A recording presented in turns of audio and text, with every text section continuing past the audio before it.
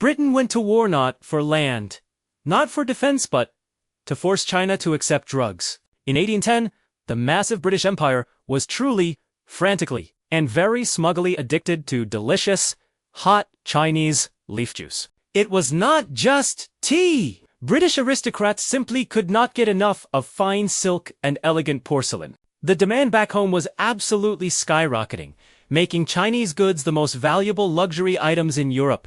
Meanwhile, the Qing Dynasty was highly self-sufficient. They looked at British factory goods and completely laughed them off. The emperor had a strict rule. If Britain wanted Chinese goods, they had to pay strictly in silver. This created a terrifying trade deficit. Britain watched helplessly as their precious silver reserves rapidly drained entirely away.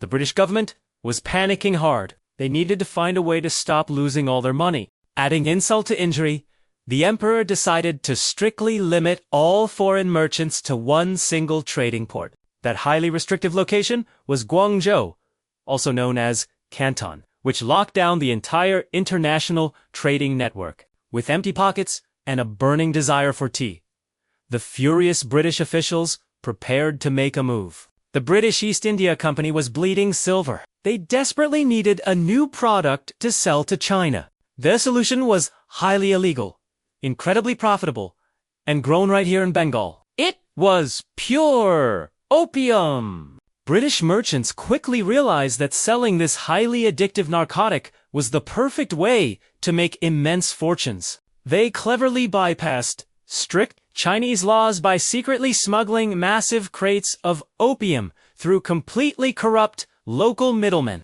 Soon, millions of ordinary Chinese citizens became deeply addicted to the drug, ruining their health and their families.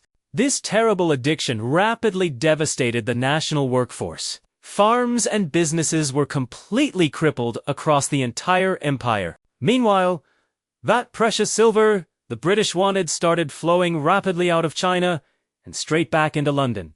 The Qing emperor watched his society collapse and his treasury drain. He was sweating bullets over this crisis. Desperate, the emperor appointed a fiercely strict commissioner to completely eradicate the opium trade once and for all. But the British had no intention of losing their favorite cash cow. They prepared their mighty naval warships. The Qing Empire was falling apart. Emperor Daoguang panicked as the devastating opium crisis destroyed his glorious nation. Desperate times require unbribable men. The emperor urgently appointed Commissioner Lin Zexu to completely eradicate this toxic plague. Armed with supreme imperial authority, Lin traveled to the southern trade hub of Canton to enforce strict justice. Wasting zero time upon arrival, our stern commissioner immediately arrested local smugglers and shut down shady drug dens. He then locked down the foreign factories, completely blocking off the smug British merchants from the outside world. Trapped inside, without their precious servants, the foreign traders suddenly realized this new guy was absolutely not joking. Lin firmly demanded the unconditional surrender of every single opium chest hidden within the massive foreign trade stockpiles. Cornered and incredibly frustrated, the foreign merchants finally handed over more than 20,000 chests of illegal drugs. Down at Human Beach, Lin gathered the massive confiscated stockpile for the ultimate, spectacular public display of destruction. He mixed the opium with water and lime, completely flushing the entire toxic empire straight into the ocean. The British government was absolutely furious. Their precious tea money was gone, and they cried free trade violation. Meanwhile, Commissioner Lin proudly stood by his bonfire, completely unaware of the massive storm brewing across the ocean. London swiftly decided it was time for revenge. They packed their shiniest gunboats and sailed straight toward China. Britain proudly arrived with advanced ironclad steamships, while the Chinese Navy brought their older, significantly slower wooden junks. The battle was absolutely brutal. Modern British steamships completely devastated the outdated wooden Chinese ships in open water. British troops effortlessly captured key coastal cities and heavily fortified defensive positions, facing very little effective resistance everywhere. Back in Beijing, Emperor Daoguang started panicking terribly as urgent reports of devastating military defeats kept flooding in. By blocking the vital Yangtze River, The British Navy effectively cut off essential domestic supply lines to Beijing, with their crucial supply routes completely severed. The massive Qing Dynasty desperately realized they were trapped and starving. The British demanded huge concessions. The empire had violently struck back, leaving China absolutely reeling, in complete shock. British warships casually sailed right up to Nanjing,